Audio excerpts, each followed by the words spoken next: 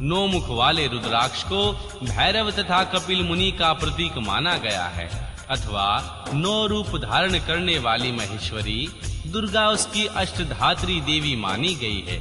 जो मनुष्य भक्ति पारायण हो अपने बाएं हाथ में 9 मुख रुद्राक्ष को धारण करता है, वह निश्चय ही मेरे समान सर्वेश्वर हो जाता है, इसमें कोई संशय नहीं है। महेश्वरी 10 मुख वाला रुद्राक्ष भगवान विष्णु का रूप है। देवेशी उसको धारण करने से मनुष्य की संपूर्ण मनोकामनाएं पूर्ण हो जाती हैं। परमेश्वरी 11 मुख वाला जो रुद्राक्ष है वह रुद्र रूप है। उसको धारण करने से मनुष्य सर्वत्र विजयी होता है। वह 12 मुख वाले रुद्राक्ष को केश प्रदेश में धारण करे। उसके धारण करने से मानो मस्तक पर 12 आदित्य विराजमान हो जाते हैं। 13 मुख वाला रुद्राक्ष विश्व देवों का स्वरूप है। उसको धारण करने से मनुष्य संपूर्ण अभिष्टों को पाता है, सौभाग्य और मंगल का लाभ पाता है। 14 मुख वाला जो रुद्राक्ष है वह परम शिव रूप है। उसे भक्ति पूर्वक मस्तक पर धारण करे, इससे समस्त पापों का नाश हो जाता है। गिरिजा कुमारी, इस प्रकार मुखों के भेद से रुद्राक्ष के 14 भेद बताए गए हैं।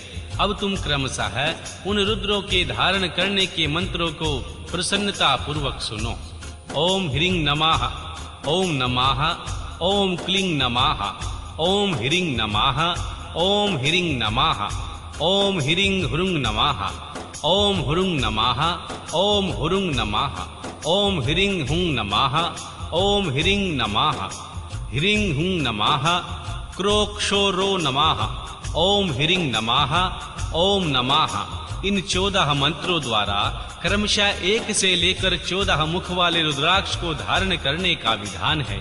साधक को चाहिए कि वह नित्य और आलस्य का त्याग करके श्रद्धा भक्ति से संपन्न हो।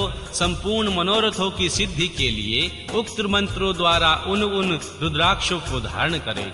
रुद्राक्ष की माला धारण करने वाले पुरुष को देखकर भूत पिशाच डाकिनी शाकिनी तथा जो अन्य द्रोही राक्षस हैं वे सब के सब दूर भाग जाते हैं।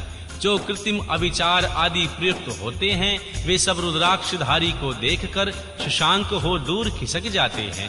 देवी पार्वती रुद्राक्ष मालाधारी पुरुष को देखकर मैं शिव, भगवान विष्णु, देवी दुर्गा और भगवान गणेश, सूर्य तथा अन्य देवता भी प्रसन्न हो जाते हैं। महेश्वरी, इस प्रकार रुद्राक्ष की महिमा को जानकर धर्म की वृद्धि के लिए भक्ति पूर्वक पूर्वोक्त मंत्रों द्वारा विधिवत उसे धारण करना चाहिए। मुनीश्वर, भगवान शिव ने देवी पार्वती के सामने जो कुछ कहा था वह सब तुम्हारे प्रश्न के अनुसार मैंने कह सुनाया। मुनीश्वरों, मैंने तुम्हारे समक्ष इस विद्वेश्वर संहिता का वर्णन किया है। यह संहिता संपूर्ण सिद्धियों को देने वाली तथा भगवान शिव की आज्ञा से नित्य मोक्ष प्रदान करने वाली है। जय भोले। रुद्र संहिता प्रथम सृष्टि खंड। ऋषियों के प्रश्न के उत्तर में महर्षि नारद ब्रह्मा संवाद की अवतारणा करते हुए श्री सूत जी का उन्हें नारद मोह का प्रसंग सुनाना। काम विजय के गर्व से युक्त हुए नारद का भगवान शिव और भगवान ब्रह्मा तथा भगवान विष्णु के पास जाकर अपने तप का प्रभाव बताना, जो विश्व की उत्पत्ति, स्थिति और लय आदि के एकमात्र कारण है। गौरी गिरिजा कुमारी उमा के पति हैं, तत्वज्ञ हैं और जिनकी कीर्ति का कहीं अंत नहीं है, जो माया के आश्रय होकर भी उससे अत्यंत दूर हैं तथा जिनका स्वरूप आचित्य है। उन विमोल बोध रूप भगवान शिव को मैं प्रणाम करता हूँ। मैं स्वभाव से ही उन अनादि शांत रूप एकमात्र पुरुषोत्तम भगवान शिव की वंदना करता हूँ, जो अपनी माया से इस संपूर्ण विश्व की सृष्टि करके आकाश की भांति इनके भीतर और बाहर स्थित हैं। जैसे लोहा चुंबक से आकृष्ट होकर उसके पास ही लौट आता है, उसी प्रकार ये सारे जगत सदा सब और जिनके आसपास ही भ्रमण करते हैं, जिन्होंने अपने ही इस प्रपंच को रचने की विधि बताई थी, जो उनके भीतर अंतर्यामी रूप से विराजमान है तथा जिनका अपना स्वरूप अत्यंत गूढ़ है, उन भगवान शिव को मैं सादर वंदना करता हूँ। महर्षि व्यास जी कहते हैं, जगत के पिता भगवान शिव, जगत माता कल्याणमयी मां पार्वती तथा उनके पुत्र श्री गणेश जी को नमस्कार करके हम इस पुराण का वर्णन करते हैं। एक समय की बात है, नैमिषारण्य में निवास करने वाले महर्षि शौनक आदि मुनियों ने उत्तम भक्ति भाव से श्री सूत जी से पूछा। ऋषि बोले, महाभाग महर्षि सूत जी, विद्येश्वर संहिता की जो साध्य साधन खंड नाम वाली शुभ एवं उत्तम कथा है, उसे हम लोगों ने सुन लिया है तथा आदि भाग बहुत ही रमणीय है तथा वह शिव भक्तों पर भगवान शिव का वात्सल्य स्नेह प्रकट करने वाली है। विद्वान, अब आप भगवान शिव के परम उत्तम स्वरूप का वर्णन कीजिए, साथ ही भगवान शिव और मां पार्वती के दिव्य चरित्रों का पूर्ण रूप से श्रवण कराइए। हम पूछते हैं, निर्गुण महेश्वर लोक में सगुण कैसे धारण करते हैं और हम लोग विचार करने पर भी शिव के तत्व को समझ नहीं पाते। सृष्टि के पहले भगवान शिव किस प्रकार अपने स्वरूप में स्थित होते हैं, फिर सृष्टि के मध्य काल में भगवान शिव किस तरह क्रीड़ा करते हुए समयाक व्यवहार बर्ताव करते हैं और सृष्टि कल्प का अंत होने पर वे महादेव किस रूप में स्थित रहते हैं। लोक कल्याण करी शंकर कैसे प्रसन्न होते हैं और प्रसन्न हुए महेश्वर अपने भक्तों तथा दूसरों को कौन सा उत्तम फल प्रदान करते हैं, यह सब हमसे कहिए। हमने सुना है कि भगवान शिव शीघ्र ही प्रसन्न हो जाते हैं। वे महान दयालु हैं, इसलिए अपने भक्तों का कष्ट नहीं देख सकते। भगवान ब्रह्मा और भगवान विष्णु महेश ये तीनों देवता शिव के ही अंग से उत्पन्न हुए हैं।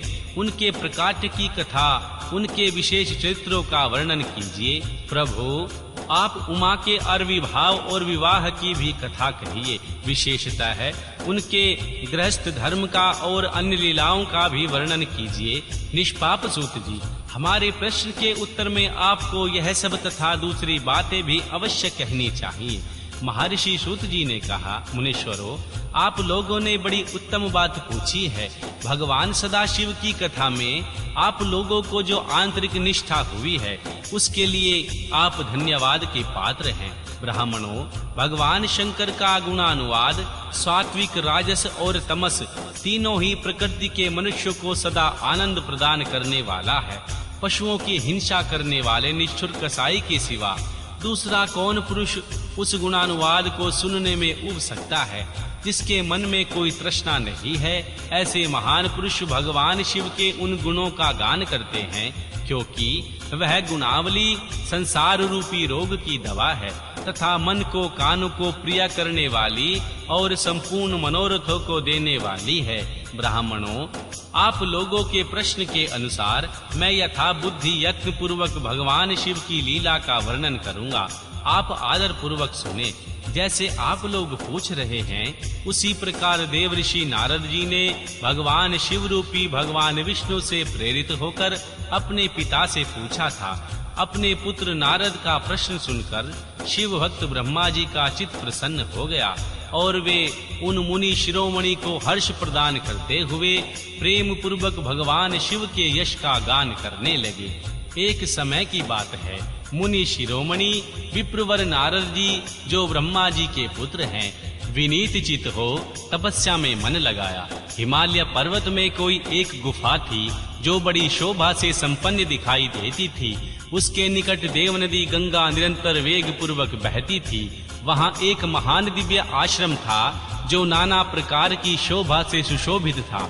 दिव्यदर्शी नारद जी तपस्या करने के लिए उसी आश्रम में गए। उस गुफा को देखकर मुनीश्वर नारद जी बड़े प्रसन्न हुए और सुदीर्घ काल तक वहां तपस्या करते रहे। उनका अंतकरण शुद्ध था। वे दृढ़ता पूर्वक आसन बांधकर मौन हो प्राणायाम पूर्वक समाधि में स्थित हो गए।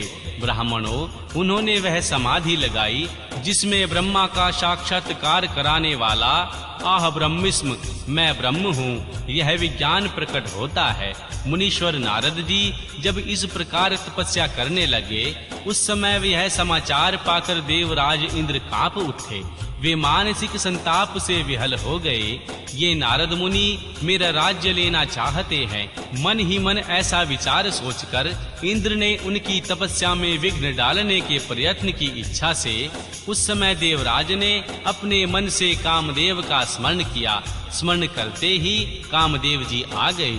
महेंद्र ने उन्हें नारद जी की तपस्या में विघ्न डालने का आदेश दिया। यह आज्ञा पाकर कामदेव वसंत को साथ ले बड़े गर्व से उस स्थान पर गए और अपना उपाय करने लगे। उन्होंने वहां शीघ्र ही अपनी सारी कलाएं रच डाली। वसंत ने भी मदमस्त होकर अपना प्रभाव अनेक प्रकार से प्रकट किया।